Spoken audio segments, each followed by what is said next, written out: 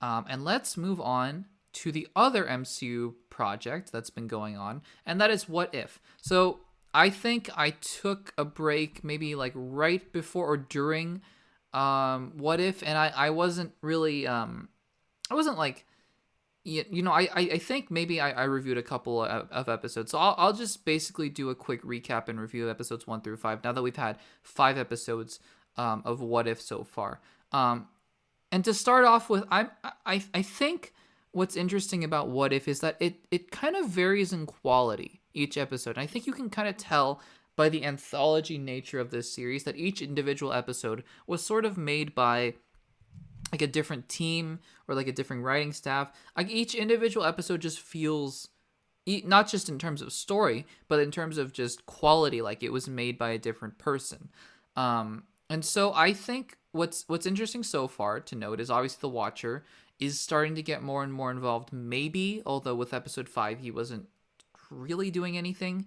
And I think it's just like, I think the animation medium is something that I'm warming up to for the MCU. It took me a while. I had to be reminded by somebody that if you were like, because I had a hard time grappling with this. Like the MCU is strictly live action. It was to me, and I just couldn't get my mind around the fact that we were going to animation while still being in the MCU like that. It didn't sit well with me until somebody reminded me that Star Wars The Clone Wars was one of the best things that Star Wars ever did, and it was obviously animated with main characters like Anakin Skywalker, Obi-Wan Kenobi, and Ahsoka Tano with different voice actors. And that made me feel a lot better about, honestly. That being said, so I mean, to go off of that point, the animation style is great in general. Like everything, sorry, not the animation. Did I say the animation style? The voice acting in general is great. I think that the fill-ins for the people who weren't going to be in the in What If from the MCU, like Steve Rogers and Chris Evans, Robert Downey Jr., Tom Holland, they fill in fantastically. Especially Tom Holland, I thought, in the episode of Zombies. That being said, the animation style is still not sitting super well with me. Like it's good, it's fine, it's stylistic. It's just personally not something that I enjoy. I can see how other people might enjoy it. I'm not super behind it, but the action scenes are still great. The action scenes are still fantastic. I just think it's hard to kind of judge this show as a whole because it is really an anthology series that is insisting upon having an overarching story, which, like, if you're gonna have an anthology series, then make it a true anthology, in my opinion.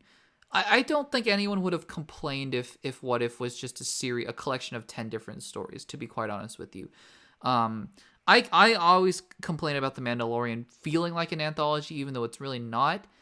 But this is sort of the reverse case of that. Like, this is a true anthology. And I kind of feel like the parts where it's starting to connect and like leave room for part 2s, especially with zombies and like, the Captain Carter episode, it like I would just prefer an open and shut case of like just run through the whole timeline, like from beginning to end of how this would have happened in the MCU. I'm gonna go from my least favorite to my favorite episode, just quickly recapping and reviewing each episode, and just kind of sharing my thoughts of episodes 1 through 5. So again, we've had 5 episodes, and my least favorite thus far is actually the most recent one. It's Zombies. And I think the reason for that is because it was just so tonally dissonant. Like, it was funny in one part, and then they were ripping apart Captain America's corpse in another part. And it felt like zombies for the sake of zombies. It didn't feel like there was a necessary narrative there. And obviously, I mean, they're probably leaving the door open for a part 2 because we see Thanos zombie in Wakanda and all that sort of stuff.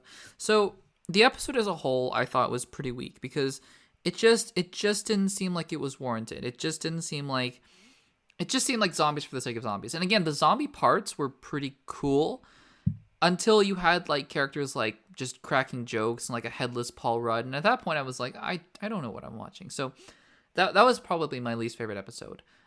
Second least favorite is the Captain Carter episode 1. And again, the reason is pretty simple. It's because it was Captain America the First Avenger, just with a different character. And we've seen that before. We haven't seen with a different character before, but we've seen Captain America the First Avenger before. Nothing super compelling about that, honestly, to me. My third, the middle episode to me is the Star-Lord T'Challa episode. I think that, we get to 1, 2, and 3, and these are all solid, good episodes. The T'Challa Star-Lord episode was fun. It provided big twists on things we didn't, expect, like Thanos being good, like even a really good Nebula. Obviously, it was great to see Chadwick Boseman in the forefront again. Rest in peace, Chadwick Boseman. An overall really solid episode. I think my second favorite episode is Fury's Big Week, episode 3, and the reason is because this is truly a divergence episode. Like, the T'Challa Star-Lord episode kind of showed like one pocket of like what would happen in that one instance of like, the Collector and stuff if T'Challa were Star-Lord. I think Fury's Big Week kind of showed like the cascade of events of what would have changed if the Avengers had died and if Hope had died, Hope Van Dyne had died. And that was really fascinating to me. But I think by far and away my favorite episode is episode 4. What if Doctor Strange lost his heart instead of his hands? This is a true, like, this could have been, a real, like, if they made this in live action, it would have been devastating to me. I think the fact that it was an animation didn't make me as emotional because, Pixar does it well, but there's still a disconnect in the animated medium to me.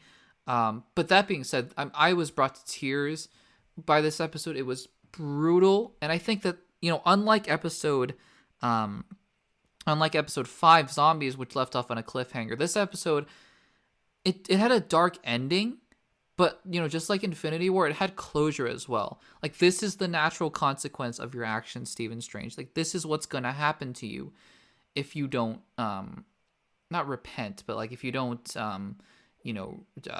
like turn away from your dark actions, like your dark impulses to bring back Christine Palmer.